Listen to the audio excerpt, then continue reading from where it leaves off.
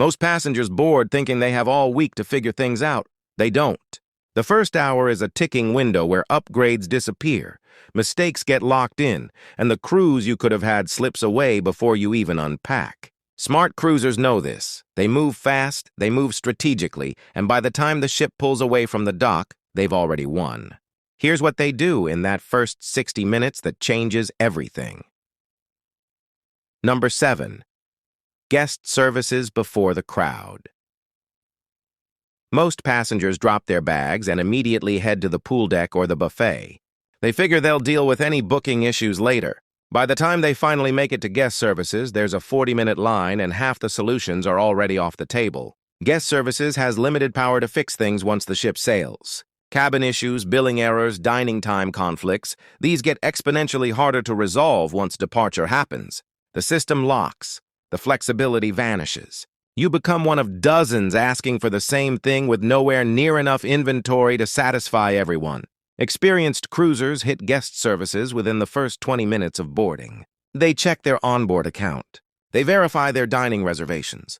If something's wrong with their cabin assignment, they ask about alternatives before every room is spoken for. If there's a billing mistake, they get it corrected while the staff still has access to pre-cruise systems. Walk straight there. Skip the photo op. Skip the welcome drink.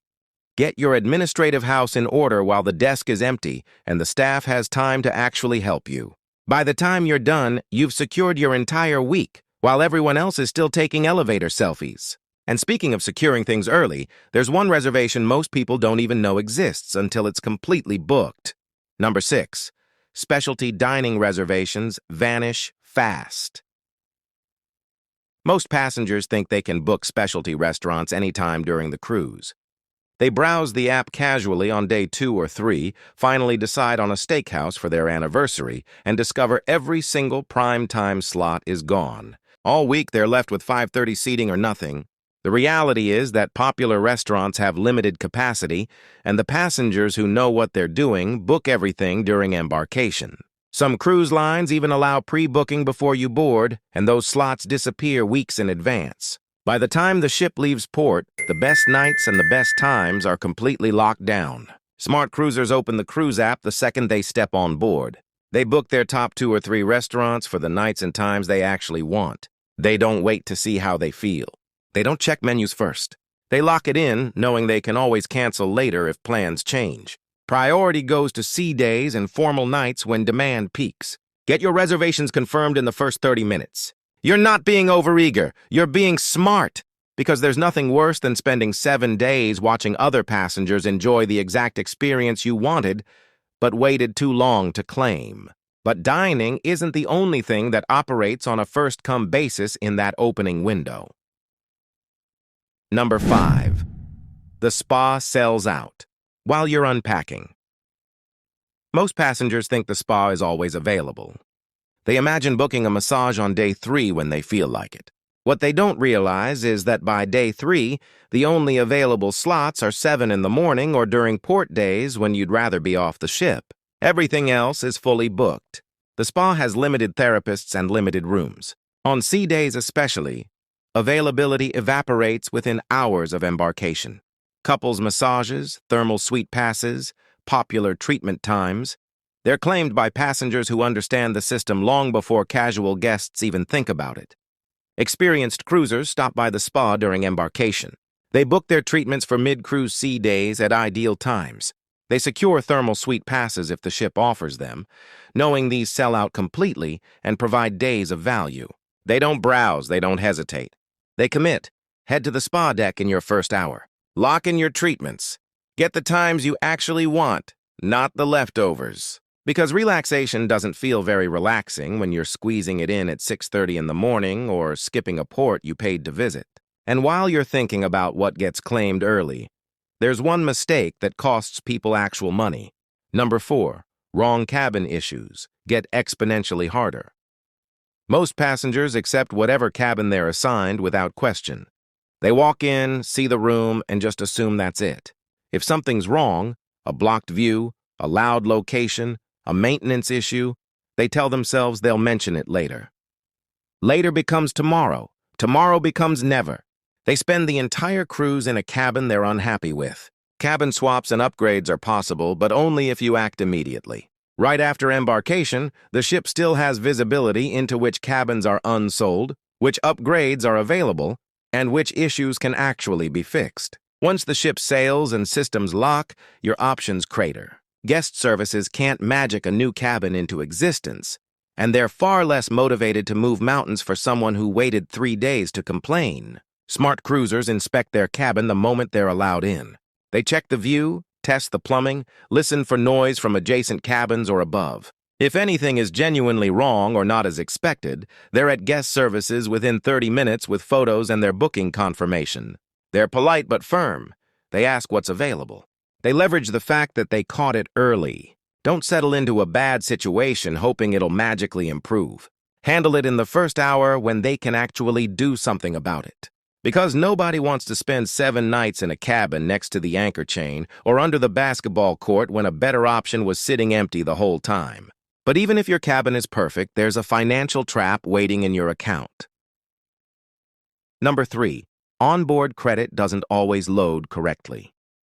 Most passengers assume their onboard credit automatically appears in their account.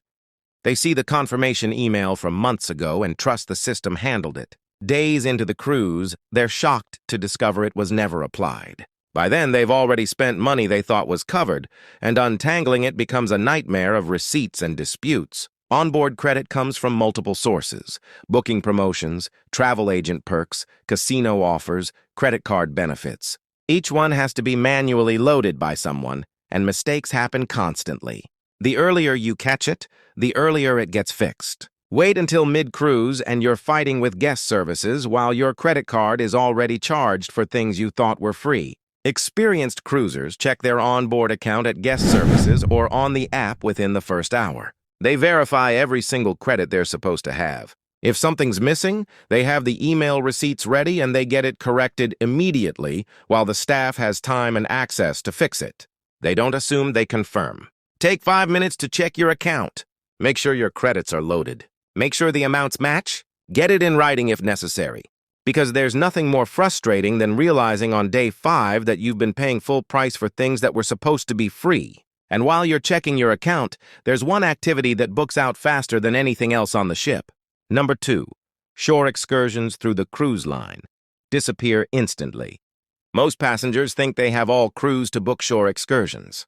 They want to see how they feel, check the weather, maybe talk to people who've been to the ports before. By the time they decide, the excursions they actually wanted are sold out.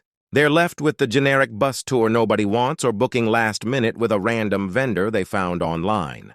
Popular shore excursions have fixed capacities. The best snorkel trips, the private beach clubs, the small group tours, they fill up during embarkation or even before the cruise through online pre-booking. Once they're gone, they're gone. The cruise line doesn't add boats, they don't add buses. You either got in or you didn't. Smart cruisers book their shore excursions the moment they board. They've researched ahead of time, they know which ports matter to them, and they lock in the experiences they want at the times that make sense. They know booking through the cruise line guarantees the ship won't leave without them.